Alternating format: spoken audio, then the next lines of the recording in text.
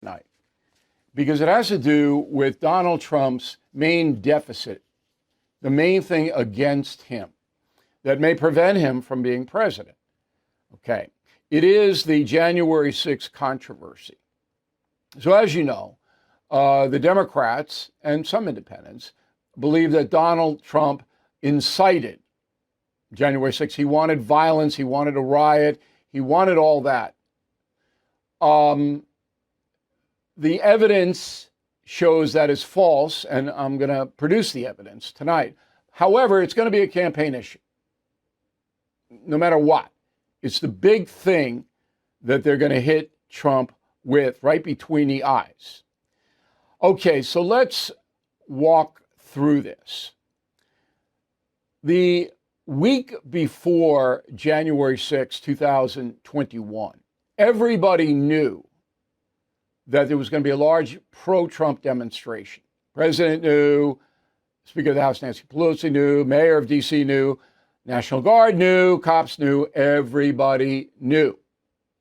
Okay? So what should have happened is that everybody was on high alert. And the National Guard would called in ahead of time to protect not only the Capitol, but other key places in Washington. That's what should have happened. It did not. Remember, Donald Trump has not been charged with inciting insurrection or doing anything like that. So if there was direct evidence against him, as the Democrats purport, allege, that certainly would have been under Special Counsel Jack Smith's indictment, but it isn't. That's a key piece. Okay, so the first line of defense in D.C. is Mayor Muriel Bowser. All right, here's what she said before January 6, 2021. Quote, "To be clear, the District of Columbia is not requesting other federal law enforcement personnel and discourages any additional deployment without immediate notification to and consultation with the Metro Police Department, if such plans are underway." And then Bowser is quite clear that she did not want the National Guard on the streets of Washington. That's the first line of defense. The second line of defense is the Speaker of the House, Nancy Pelosi, who has direct supervision over the Capitol Police and the grounds of the Capitol.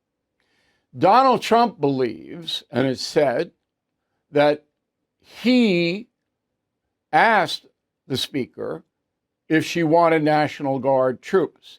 Go. I offered 10,000 people to the mayor of Washington, D.C., Nancy Pelosi, both of them, Nancy Pelosi and to the mayor of Washington, and they turned it down flat. Okay, that's what Trump says. Now, up to this time, Pelosi hasn't said anything, but the new Speaker of the House, Hakeem Jeffries, a Democrat, has said that's not true. What Trump just said, what you just heard, is not true. Go. Well, the fact that Kevin McCarthy continues to blame Speaker Pelosi is just such a sick and cynical act of diversion and distraction. We know that the person primarily responsible for the insurrection that occurred on January 6th is the former twice impeached president of the United States, Donald Trump, who incited that riot. It seems that the Speaker of the House, Mr. Jeffries, is lying. And let me prove it now. Stay with me here. Nancy Pelosi has a daughter, Alexandra. She is a documentarian. She produced a film called The Insurrectionist Next Door. It was released October 15th, 2023, last October. The Insurrectionist Next Door, Alexandra Pelosi. In that documentary was an inflammatory statement by her mother. It was edited out of the documentary. No one saw it. But through the Freedom of Information Act, Congress got the clip that was edited out. The House Oversight Committee got it. Here is the clip. Nancy Pelosi on January 6, 2021, talking to her chief of staff, Terry McCullough. Go. We have responsibility, Terry. We did not have any accountability for what was going on there, and we should have. This is ridiculous. You're going to ask me in the middle of the thing when they've already breached the inaugural stuff should we call the Capitol Police? I mean, the National Guard? Why weren't the National Guard there to begin with? They thought that they had sufficient No, resources. that is not a question of how they have. They don't know. They clearly didn't know, and I take responsibility for not having them just prepare for more. Smoking gun. Again, her daughter, Pelosi's daughter, Alexandra, edited that out of the documentary so no one would see it or hear it. And it was only uncovered through a Freedom of Information Act request. That should be a huge story. Trump campaign should be running with that all day long. You heard about it? I bet you hadn't. I bet you the first time you heard and saw it was tonight on the No Spin News. Okay. At the same time, Pelosi was admitting that she made a huge mistake. The Democratic leader of the Senate, Chuck Schumer, was saying this. Go. They have not denied it. All right. I spoke to the Secretary of the Army. He's given the full okay to give the National Guard. He said it was not denied. I'm going to call up the effing Secretary of DOD. All right. So Schumer didn't know what was going on. It wasn't like he was coordinating with Pelosi. And he still, to this day, Schumer, doesn't know what's going on. There's no clue. Because he doesn't want to know. All right. Now, we investigated this way back when. All right. And we ran a soundbite on January 4th, 2022, from a guy named Kash Patel. All right. Kash Patel was the chief of staff in the Pentagon under President Trump. He was the liaison between the White House and the Pentagon. We interviewed Mr. Patel right here. Go. Donald Trump said, hey, on the 5th of January, I called the defense secretary and asked that he suggest that 10,000 Guard troops be moved to Washington.